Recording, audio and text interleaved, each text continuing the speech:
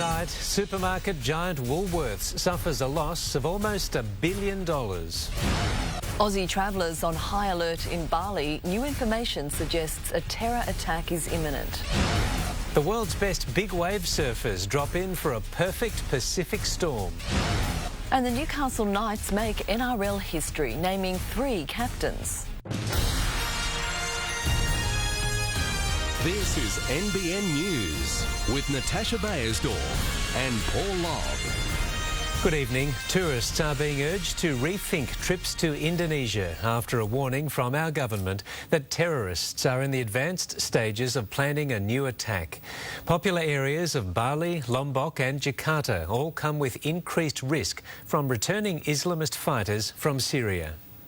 The Manning dairy industry could soon lead the way in using clean green energy after signing an agreement with AGL today. The energy giant will meet with local farmers to find ways to cut costs while improving sustainability. An Air Force student who lost his hand in an horrific bus accident last year has returned to the air. North Coast man Nathan Parker, who now has a prosthetic limb, says his recovery was driven by the chance to get back into the cockpit. More than 400 ladies and a few brave blokes have celebrated International Women's Day in Lismore. The luncheon was hosted by Page MP Kevin Hogan's wife Karen, with proceeds donated to Alzheimer's Australia. Well-known media personality Ita Buttrose was the guest speaker at the event. But I think anything that brings us all together so that we can talk collectively is a benefit. Ms Buttrose spoke about the media industry and her time as editor-in-chief at Clio magazine. It's been dubbed the Whoopie Monster, weighing in at more than 1 kilogram. It's a whopping burger being served up at a Woolgoolga takeaway. Overnight, it's created a stir on social media, with hundreds of locals eager to conquer the mountain of meat. Coming up, another mass shooting in the US. A man goes on a killing spree at his Kansas workplace.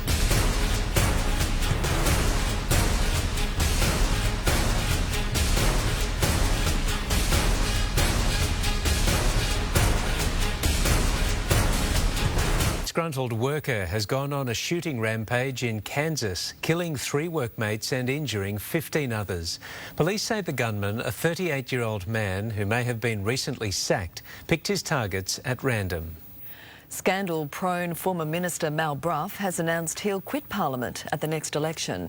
The date, though, remains a topic of fierce speculation amid more talk of a double dissolution poll.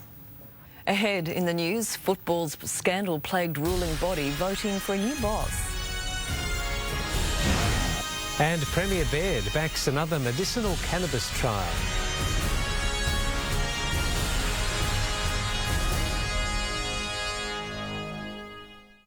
Mac attack. The ugly Macca's punch-up caught on camera in the takeaway drive-thru. Oh my gosh. A current affair tonight. The BBC failed to stop decades of sexual abuse by Jimmy Savile because of a culture of fear, an inquiry has found. The report claims staff were reluctant to speak to managers about complaints. Celebrities were treated with kid gloves and were virtually untouchable. One witness told me that the talent were more valuable to the BBC than their own values. Savile abused 72 victims at the network between the 1960s and 1980s, but died in 2011 without ever facing charges. It's been a difficult year for the World Game, and tonight 5 candidates are vying to replace Sepp Blatter as the head of FIFA.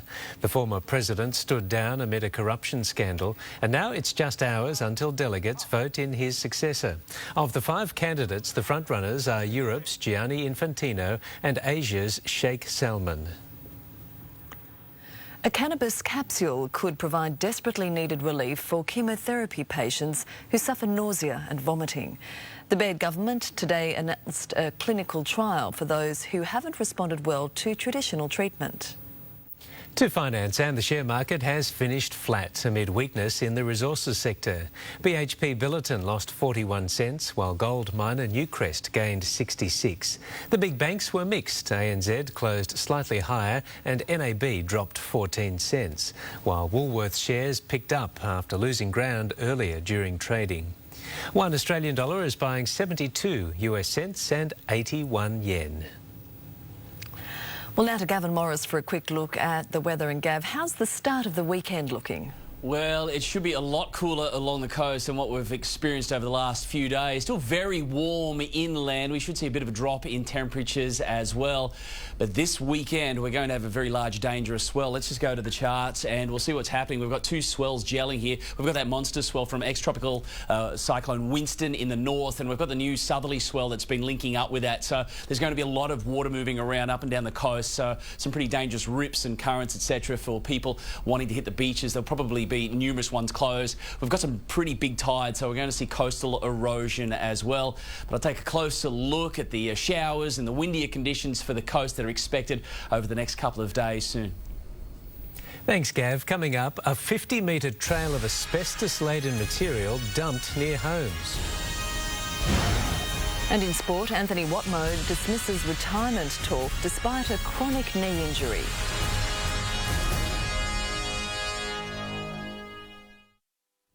A Sydney council has released security video of asbestos being illegally dumped on a suburban road, hoping it'll lead to the culprits being found.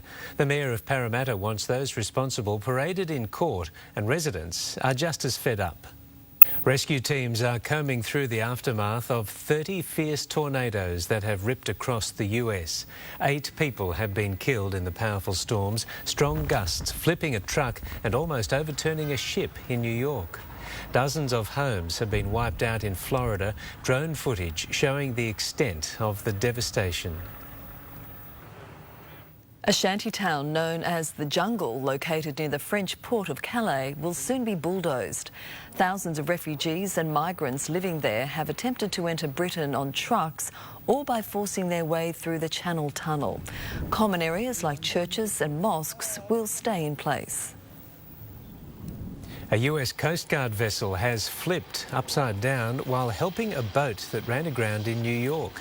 5 people on the Coast Guard boat made it to shore without any injuries, while 7 others on the fishing boat, which was listing wildly in the rough seas, were rescued by helicopter.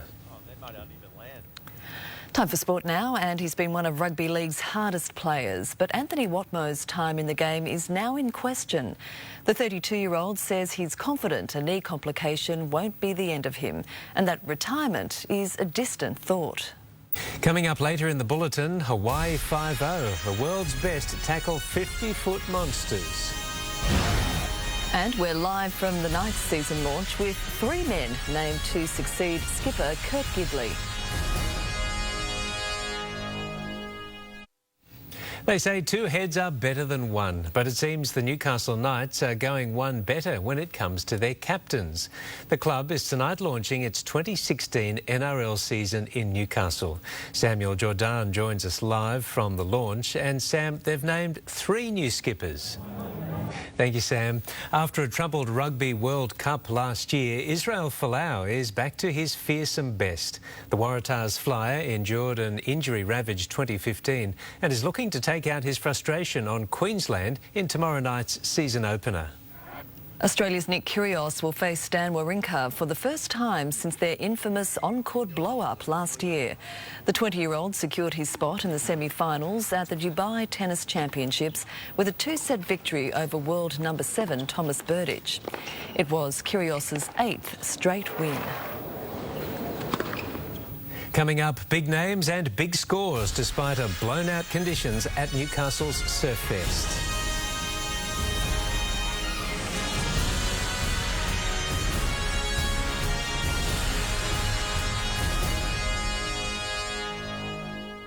Praise for Jared Hayne from the new San Francisco 49ers coach, Chip Kelly, who's revealed he's excited to work with the former league star.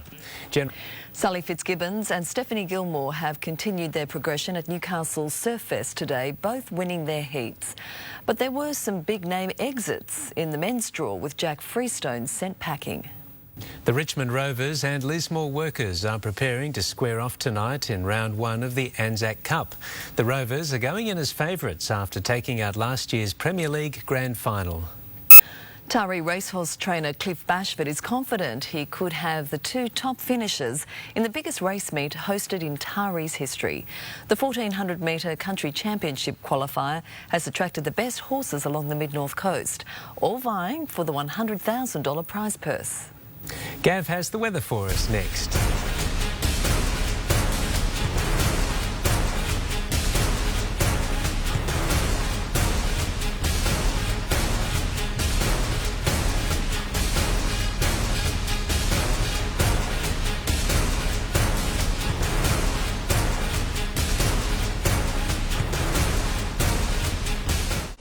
Well, Gav's on the spot with the latest weather. Here he is now. Thank you very much, Paul. Southerly moving up the coast throughout today, mostly just drawing in more humidity. It's still been very warm, but it is going to get a little bit cooler with a little bit of wet weather on the way. Eddie Groot, well, he caught just about every sunset colour possible in this spectacular photo looking west from Jimmy's Beach, just near Hawke's Nest. It is God's country around there, or just north of Port Stephens. We've got showers right across central Australia, in over the red centre. We've had some decent storms there firing up, big storms there off to the north and throughout parts of Western Australia, all dry for the majority of New South Wales. There was a little bit of drizzle here and there from the southerly that moved on through, just revealing itself, only just a little bit of cloud there along the coast, still really quite hot. That is ex-tropical cyclone Winston spiralling around. Looks like Winston's just going to sit there offshore, and that's going to make sure that the swell peaks throughout tomorrow, because you've got the onshore winds. They'll be building, and therefore the moisture content is going to rise, increased cloud and wet weather on the way throughout tomorrow as that little system moves north. There's another little secondary front that is going to make sure the winds remain quite strong. There's a decent pressure gradient there. That's going to allow all of that swell to jam in up against the east coast. So it's really going to become quite dangerous for most New South Wales beaches. Looking at tomorrow's forecast, still hot in Brisbane. Sydney, it is going to be overcast and wet. That wet weather coming through during the early hours of the morning before it moves north. The capital, the risk of a shower is very small now. Much cooler throughout the southeast, hot in the centre, storms in the north, and the heat is back for Perth. They've had an extraordinarily hot summer. Temperatures today hit the low 30s for just about everyone today. Bit of a scorcher, even up in the tablelands, the high 20s were reached. Further north, also very hot, as I thought last night. Grafton going beyond its forecast maximum, hitting 36 degrees, 35 at Casino. Low 30s were a plenty throughout the northern rivers. Ballina only maxing out at 29 like Tweed Heads. Now, there's our rain for tomorrow. You can see just a little bit. We've got some showers, a burst there tracking up the mid-north coast and extending further north as we move into the evening. In the northern rivers, you've got some rain on the way during the early part of next week with that cyclone or the remnants of hovering offshore. It's all going to be pushing in from Monday, so getting really quite wet from here on in. Looking at the winds out of the southeast, and quite gusty, quite strong. In fact, strong wind warnings have been issued. Cooler but humid, cloudy and showery. Burst of showers coming through. Maybe some little heavy local falls and maybe some storms as well. Some little cells certainly possible. It's just slightly unstable, so particularly around the mountain areas, you might see a little bit of storm action throughout tomorrow. Still very warm and humid for the northern rivers, despite that southeasterly driving through. The southerlies just have not been that cold at all this year. The swell, big, dangerous, up to 3 metres. Bigger in the north. The south is still going to be quite chunky because there's two swells running. You've got the northerly off ex-Winston, and you've got that southerly swell as well. So two dangerous swells gelling together. You've got a low tide there really early at 20 to 6 and the high there at about 10 to 12. And we've got some pretty big tides. Overnight tides, we're going to have coastal erosion on our hands here across the weekend, so be prepared for that if you're on the coast. Sun's up at about 6:35, down at 7:25. That moon now is waning away. Look, it's not looking good for offshore boating. Could not recommend it at all, to be quite honest. Large, dangerous swell, a lot of water moving around, strong rips, currents, choppy seas. We'll have those gusty onshore winds. Protected waters, by far the best, so take care. We've had a number of accidents with people taking on bars when they shouldn't have over the last few weeks. Looking at this long-range forecast, Lismore, Northern Rivers, we've got rain on the way. We're going to see potentially some decent numbers here as we move into the early part of next week. I think those estimates right there, well, they're probably under. Towards the coast, you'll be getting some decent falls for all of those coastal communities in between the Tweed down to Coffs. It is going to be really quite wet into the early part of next week. Monday, Tuesday looking particularly wet, so I think everything there is greater than it suggests. Your percentage and chances of rain and also the numbers, I think think they'll be quite up there. For Taree, the mid-north coast, you'll have a decent burst of showers move through during tomorrow, and then it's actually going to ease off for the mid-north coast as we move into the early middle part of next week. Surf as well, it's on, big waves, wind blown, affected. It's going to be somewhat choppy out there. Water temperatures have still been relatively warm for most locations, but that really sums up the picture there. It's going to be pretty big, it's going to be dangerous, fit surfers, but on the bright side, if you're fit enough and ready to take it on, those big southern point breaks will be offering some epic waves. Need to catch up on a local story? All you have to do is log on. Thanks, Gav. Finally tonight, hurricane-force winds have produced incredible waves on Hawaii's North Shore for the famed Eddie Aikau Invitational. Just plain scary. Yeah. Cowabunga for sure. Spirit of Eddie lives on. That is the latest news. Have a great weekend. Good night. Good night.